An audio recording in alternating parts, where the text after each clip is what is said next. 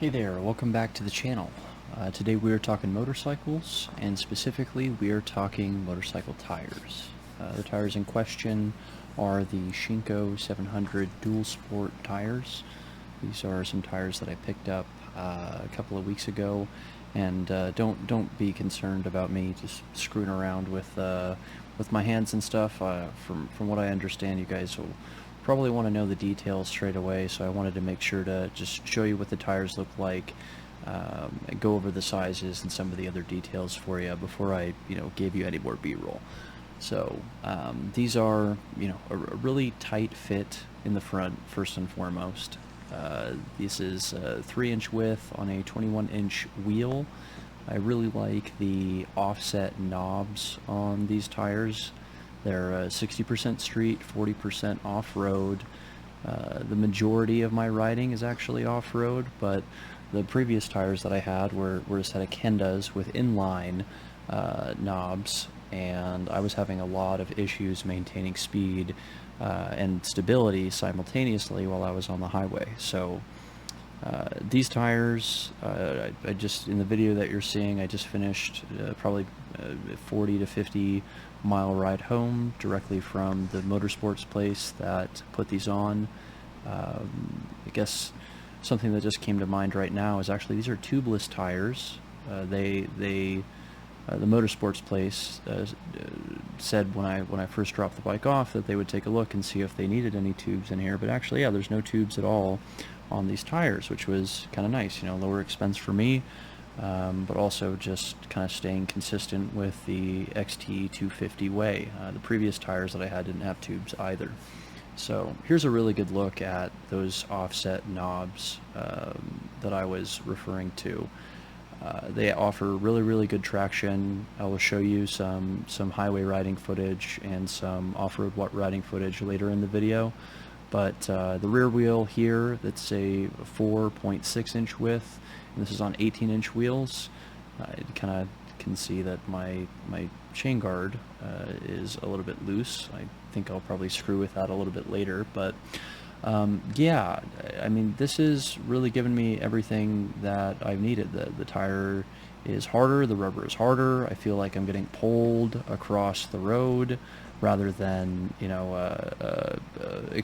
pushing myself through the road. I don't know how you would want to describe it, but I feel like I have a bunch of really good traction. And again, I don't have a comparison video of when I was riding with the Kendas, but I had a lot of challenges with that, and it was obvious that if I was going to continue to do any sort of highway riding, in order to be safe, I needed to get rid of those. So this is my kind of brief review of the tires themselves.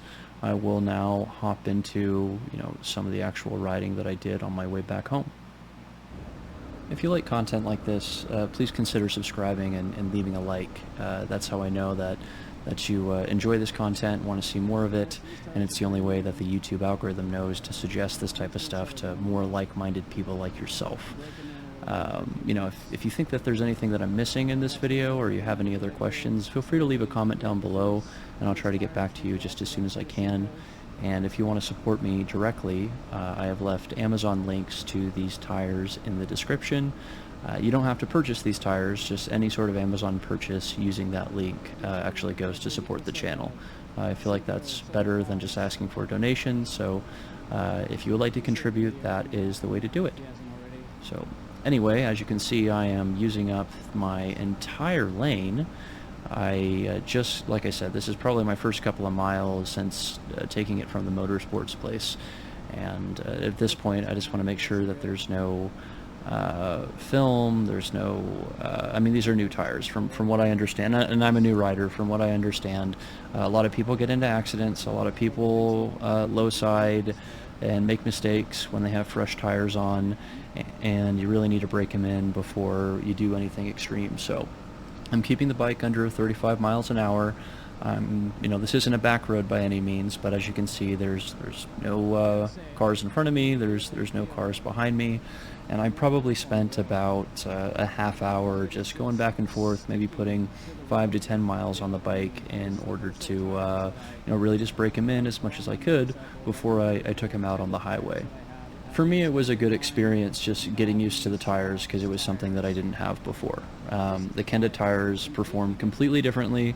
I'm not sure what type of off-road, on-road rating they were, but it felt like they were 100% off-road, 0% on-road. So being able to have this level of control, pulling myself on the pavement, was a really nice change of pace, whole totally different feel. Took me a while to get comfortable with it, and then once I did get comfortable with it, I wanted to make sure I didn't get too comfortable, especially when I'm just on my first mile. So, like I said, I did this for a while, and then I got onto the highway, which I will show you next. Yeah, so the reason why I went with the Shinko is my roommate Noah actually picked up a set of Shinko 705s for his CRF 300L Rally, and he said nothing but great things about them. And again, through my research online, it seems like Shinko is the end-all be-all. It's the way to go. They have a good balance of reliability, and with durable tires, the rubber is a lot harder than the Kendas like I had. I think I mentioned that before. This is actually the first time that I've taken a ride on this specific road, and I don't know if you can hear me in the background here, but I'm getting the bike up to about 68, 69 miles an hour. I'm sure everybody else has gone much faster than that, but I was getting really bad wobbles on the previous tires when I hit 65. So, once that truck pulled off to the side, and, thank you for that, thanks for the space, I was able to just kick it into gear, go flat out, get it up to near 70 with no wobble issues whatsoever. So, I'm not really trying to go super fast. I really just want that stability, and I don't want vehicles behind me to be concerned that I'm wobbling all over the road. And I certainly don't want to fall off my bike as well. It's just the little things, just trying to get the basics done. So now I feel like the bike can actually perform the way that I need it to perform. I can travel just about anywhere, and the off-road test made me just as happy as the on-road test as well. As you can see, I'm having no problem going through these corners. These corners aren't very aggressive. I'm not going super fast, but nevertheless, I'm maintaining speed. I'm not second-guessing myself. I've now become very comfortable with the bike and with the tires, and like I mentioned, it's doing everything that I need it to do, which is all that I've asked.